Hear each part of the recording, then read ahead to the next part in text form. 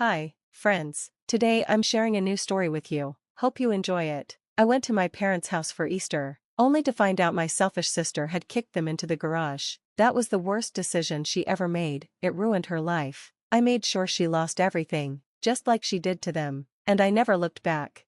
Hey Reddit, Easter was always a big deal in our family. Every year, without fail, my parents turned the house into a festive place. Mom put flowers everywhere, Dad grilled outside, and the whole house smelled like baked ham and fresh bread. It wasn't just a meal, it was a special event. So this year, when I pulled into their driveway, I expected the usual: Dad waving from the porch, Mom calling from the kitchen, and kids running around the front yard. But something felt off. The house looked quiet, the curtains were closed, the porch light was off. Even though it was the middle of the afternoon, I felt sick. Something was very wrong.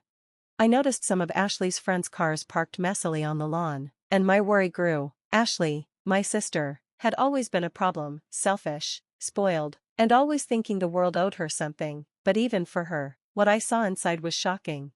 The front door was unlocked, so I walked in. Loud party music was blasting, not the usual Easter tunes. The floor was covered in beer cans and shoes. Ashley was on the couch, laughing with strangers, acting like she owned the place. There was no sign of Easter, no sign of Mom or Dad, nothing that felt like home. I asked where Mom and Dad were. She just shrugged and sipped her beer like nothing was wrong. "Oh," she said with a smirk, "they're in the garage. They didn't want to move out when I told them this was my house now, so I put them out there." She actually looked proud. I didn't even catch the rest of what she said. I was so angry I could barely hear anything. I rushed to the garage, heart racing, hoping this wasn't really happening.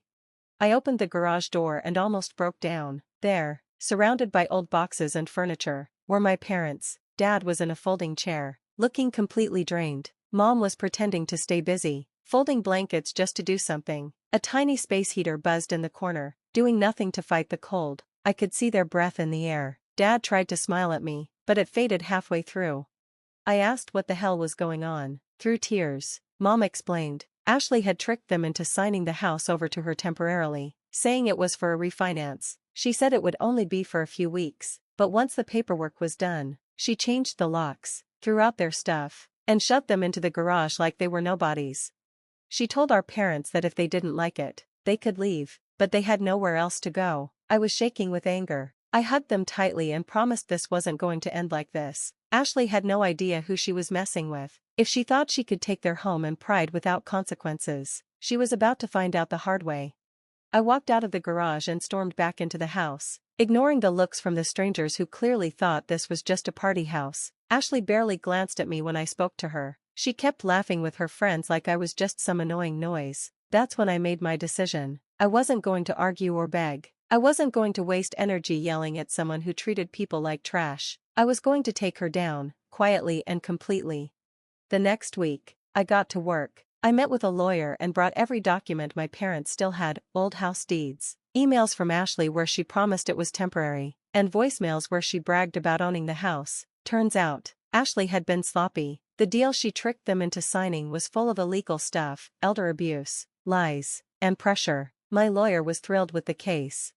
At the same time, I started gathering dirt on Ashley at work. She had lied to get her fancy manager job, and I put together proof of every shady thing she'd done. It didn't take long. In less than 2 weeks, we had lawsuits ready, not just to get the house back, but to get big money for what she did. Ashley was served the papers during one of her loud parties. The look on her face was priceless. Her smirk disappeared fast, and that was just the beginning.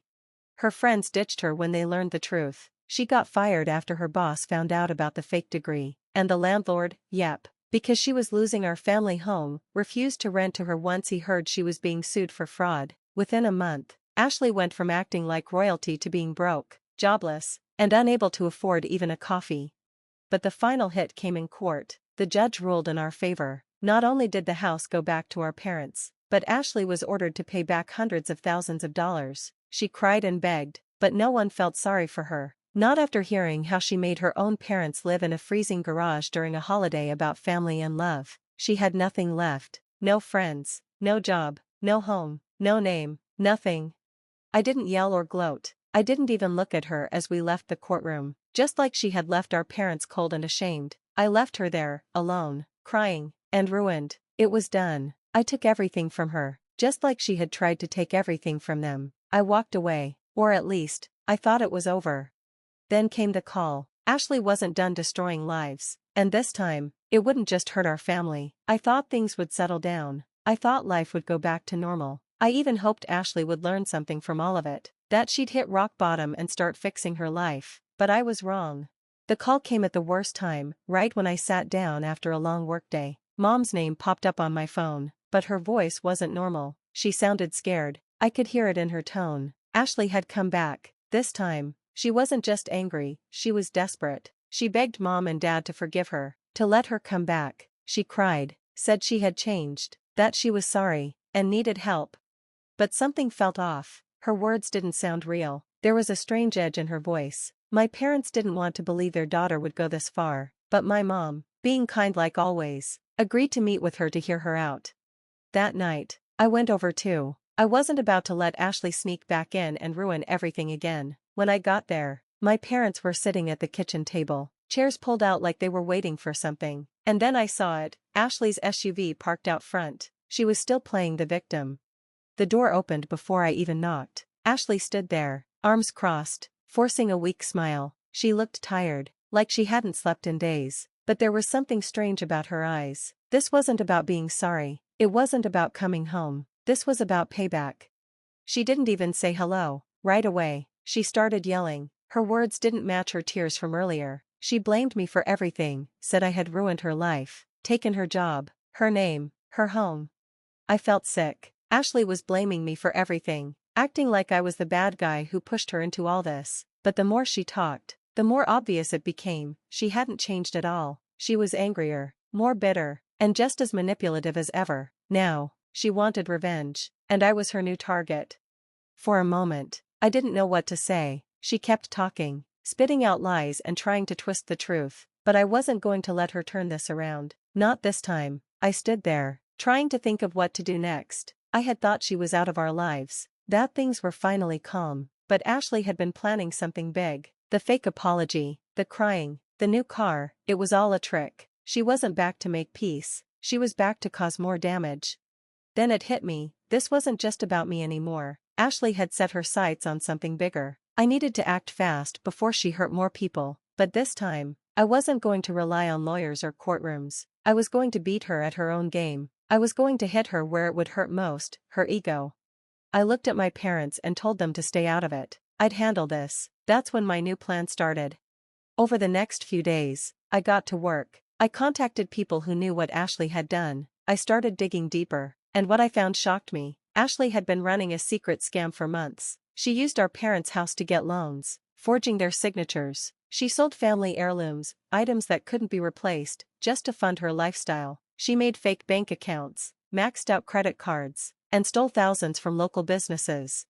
The worst part? She acted like she was the caring daughter the whole time. She had lied to everyone. It was like she had two lives, and both were falling apart. Then came the final moment. I confronted her again, but this time, I had the proof, screenshots, bank records, and even people who saw her fake documents. I brought it all in front of my parents so they would know the truth. As I laid out everything she had done, Ashley started to panic. The tough, smug person we'd seen before was gone. She couldn't hide anymore. That's when I saw who she really was. Not just a selfish sister, but a stranger, someone I no longer knew. In the end, she had no one left. My parents, heartbroken, couldn't help her. She was arrested for fraud and identity theft. Her name was ruined. Her friends walked away when they saw how deep the lies went. As for me, I didn't feel proud watching her fall. I didn't feel happy, just tired. The cost of what she did was too high, and the person she became wasn't even someone I could be angry at anymore.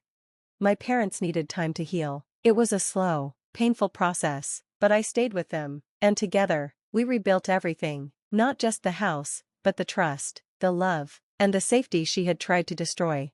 Ashley faded into the background after that, just a sad reminder of what happens when someone plays with fire and thinks they won't get burned. I never looked back. That part of our life was over. My parents were safe, their home was theirs again, and I had made sure she'd never hurt them again. It was finally over, a painful chapter closed, but walking away from it all, I learned something important. No matter how badly someone tries to tear you down, If you stay true to who you are and fight for the people you love, you can rebuild. Even if it feels like everything is lost, you can always rise again. And that was the real victory.